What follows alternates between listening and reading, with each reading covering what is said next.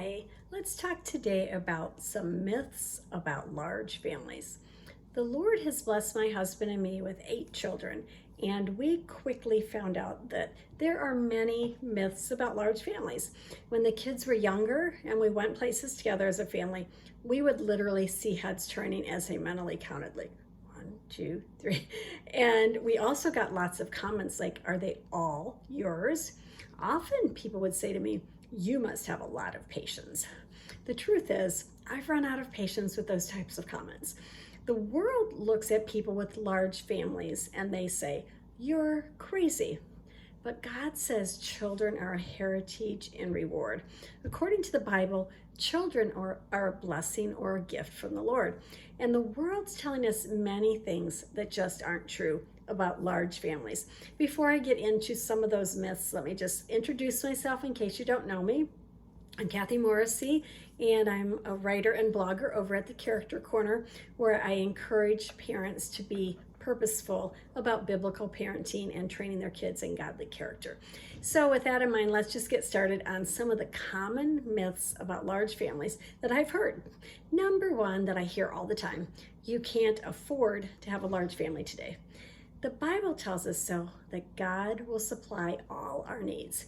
Many times people who say this really mean they can't have a large family and the high standard of living they desire. God says, "In having food and raiment, let us be content." We really found that it was a huge blessing to see God supply our needs and also to have to trust Him for those needs.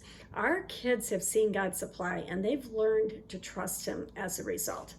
Maybe we couldn't always afford the best of everything, but we felt blessed to have those 8 gifts from the Lord.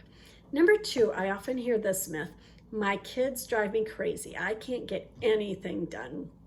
Often the folks that are saying this are giving away the fact that they're not disciplining their children and they're too busy with themselves.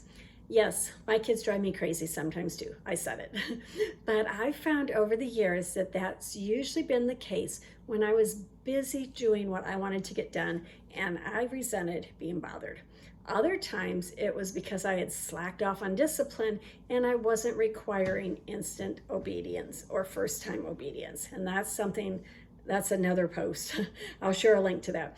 An example here: I always enjoyed going out to eat when the kids were younger, and we got a lot of stares due to our large group.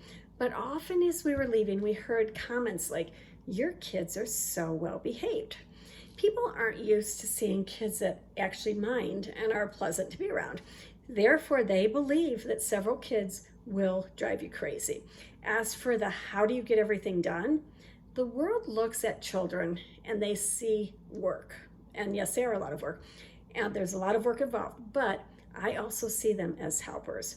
If you train your kids to help, you're able to manage things easier, and in the process, they learn character. You're also training them to work for the Lord.